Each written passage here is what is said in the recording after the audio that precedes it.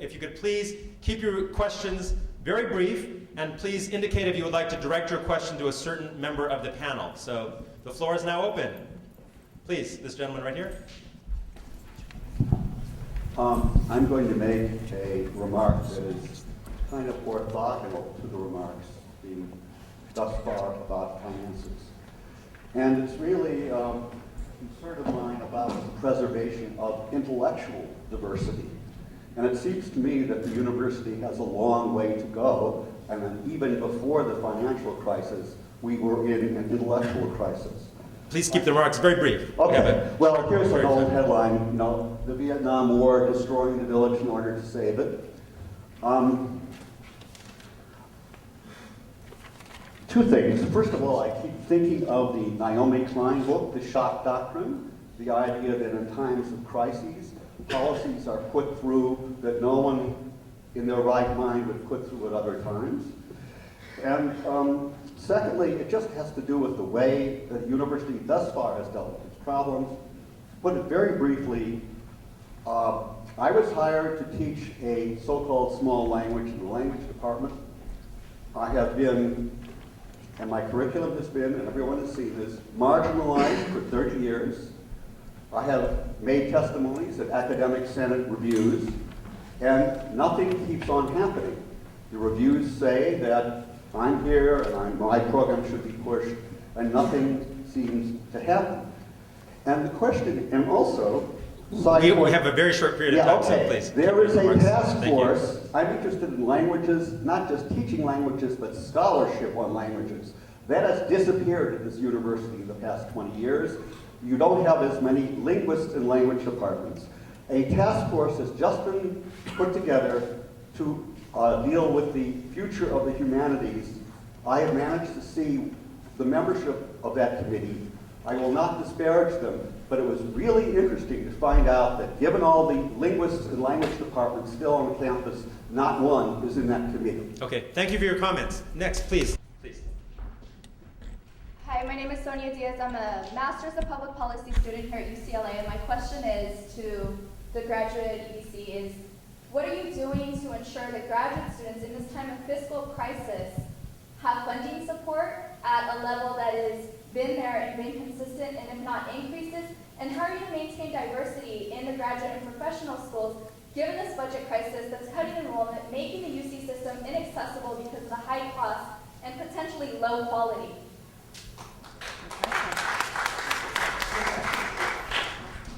Okay, I guess as graduate dean, that's a relevant question for me, and it deals with issues that are of great concern to me. The first thing that I'd like to say is that support for graduate education in terms of fellowship support has not declined. We may have lost a few TA-ships over the course of recent years, but overall the graduate student support budget has not declined.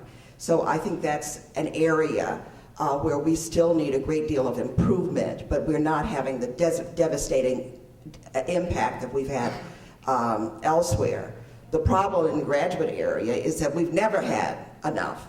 Although this particular time, we have not seen any significant impacts yet. We have never really been quite able to support graduate education in the way that we want to on this campus. We are committed, I think, with respect to issues of diversity. Our record is not as good. And as a matter of fact, over the course of the last 3 to 4 years, our diversity with respect to some underrepresented groups has actually declined. And it's been quite troubling to me because the applicant pool from these groups it gets richer and richer, but it is not responded to by increases in admits. This is something that is of concern to the chancellor, the executive vice chancellor. This is an issue that we are taking up in leadership meetings. We probably have more fellowships devoted to diversity than any campus in the UC system. And that has been the case for at least 20 years. So it's not an issue of money. And when we ask underrepresented students, for example, why it is that they did not choose UCLA, and why they went to some other UC campus or why they went to another campus. It's generally not, although money figures in, it's generally not an issue of money. There are many other reasons why we do not attract. One, we don't admit, and two, we don't send out basically the welcome signs that many universities do. Thank you. Question up here, please. Hi, I'm Sienna Nye. I'm an associate professor in the English department, and I have a question for Robin about your meeting with UW. From your report of what happened, it sounds like a real turnaround from the last public statement I read of UW's, which was his New York Times magazine article, in which he replied to the interviewer's question, about the state of public education. Well, he said the shine is off. And so I'm thrilled to hear what you're saying, and I would just like to hear a little bit more about what specifically happened to give everyone the impression that there's a turnaround here, because it does seem like a turnaround. Is he really going to fight like hell, or I'm just curious about the difference between the two positions. Okay, that's a really good question. So I first had an opportunity to hear him speak about these issues several weeks before the New York Times interview about which you meant to speak, and afterwards. And so, frankly, I didn't see any turnaround. I actually have seen him speak and advocate very strongly for the University of California. I think the interview conveyed an impression that was very unfortunate. So, if you're asking me to defend it, I won't. Thank you. Question here, please.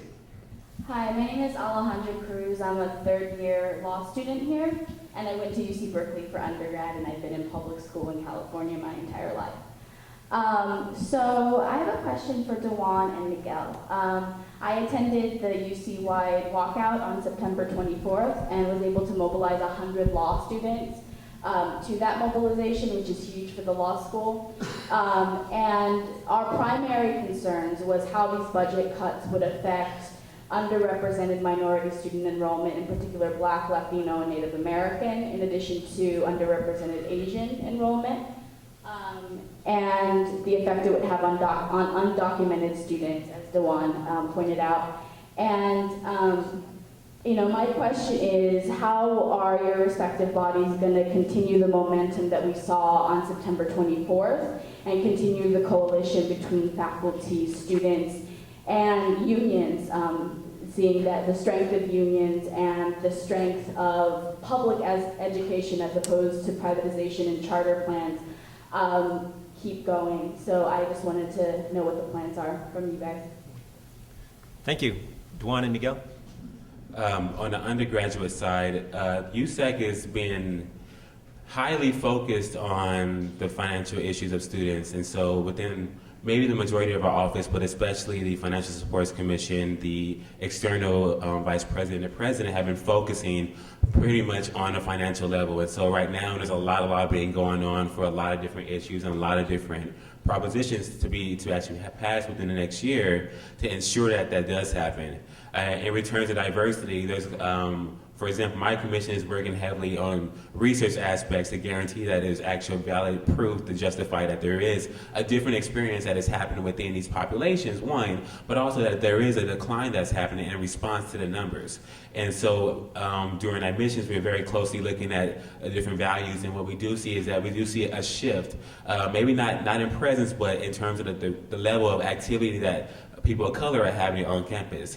A lot of students are forced to move off campus, and so you see a lot of people no longer living on the Hill anymore because of that, and how that affects their lifestyle is really important because it's a lot more public transportation, means a lot less time on campus, which really changes their experience. And so USAC is doing a lot to actually compensate for the resources that I mentioned about Night Pal, about Covell tutorials, about all these things, and we're trying to really put a lot of our budget into the bank to make sure that these things do stay, in addition to offering more textbook scholarships and other resources as well to really try to minimize the burden that's happening for students.